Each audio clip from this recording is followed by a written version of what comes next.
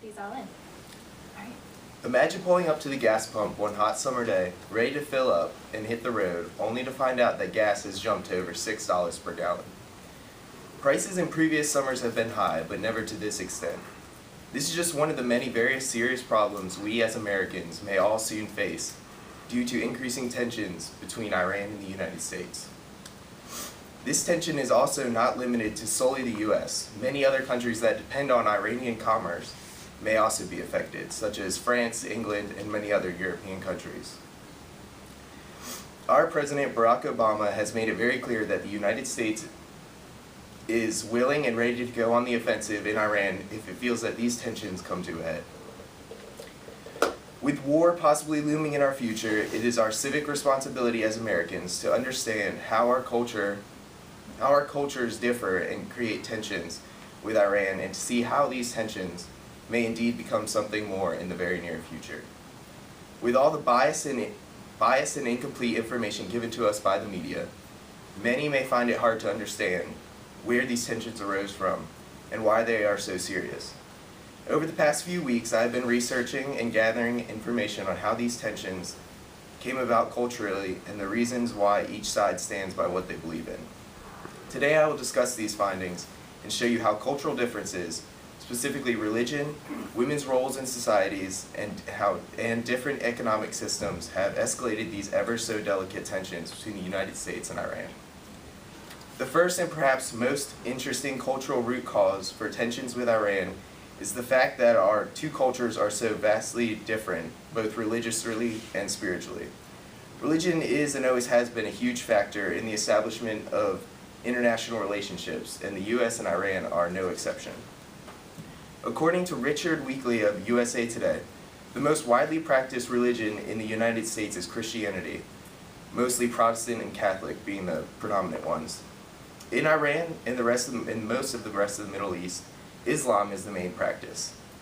In both of these religions, although they are semi-similar, have small differences that have been disagreed upon for thousands of years between religious groups. Both religions are monolithic, meaning only one God, but who God is in each religion is different. Also, there are different beliefs on the prophets and who they actually were in both religions, and what role they played to the God. Another difference between the two religions is the extent to which they are practiced.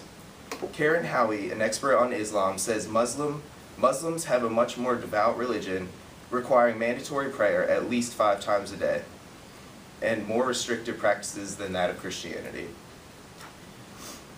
These differences in religion have a huge effect on how both groups view each other, and both groups are willing to defend their views with war, as we've seen many times in history.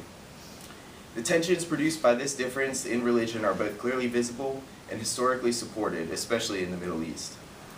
Now that we have discussed how religion affects these tensions between our two countries, let's examine how differing opinions on women's roles in societies contribute and affect the tensions. In America, women have fought hard and succeeded to earn equality among a world that is naturally geared toward men. In Iran and many other Middle Eastern countries, that fight for equality is very shaky and has a slim chance of ever being won. According to Helen Chapman Metz of the U.S. Library of Congress, Iranian women are publicly segregated, forced to wear full body covers such as veils, and are expected to take on a domestic role once married. Many women in Iran, unless part of the upper middle class, also do not have the same rights that women in America enjoy today. For example, many women in Iran have no say in who they marry, and few women are allowed to participate in the so-called elections that take place in Iran. The differentiating views on women's roles in each society create a dark area between the United States and Iran, further fueling the cultural tensions. The final cultural difference between Iran and the U.S. that I will discuss is our views on money and the difference in our economic systems. Historically, nations with systems like that of the United States, which is capitalism, have prospered much more than those with non-capitalist systems such as Iran. We see this every day while living in a capitalist country. Iran implements a socialist system, meaning business in Iran have part of the control while the government has the other part. This economical difference makes trading much more difficult and creates turbulence in relations.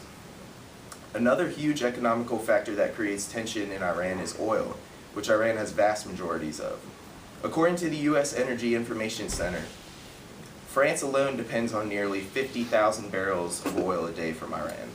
With increasing sanctions on Iranian oil from the European Union, Iran has threatened to shut down the Strait of Hormuz, a major oil trading route.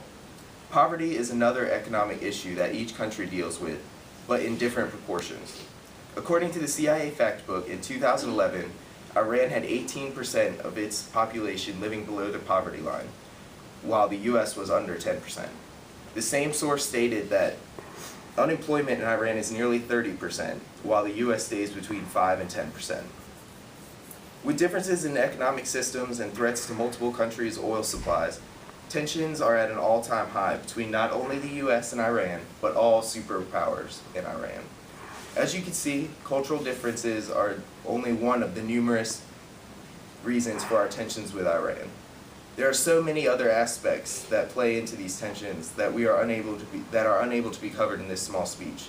But although small differences, religion, women's roles, and differentiating economies all rightfully have their place and causes for our tensions with Iran. Hopefully you take away a better understanding of the cultural workings of Iran and see how they can contribute to tensions between our two countries.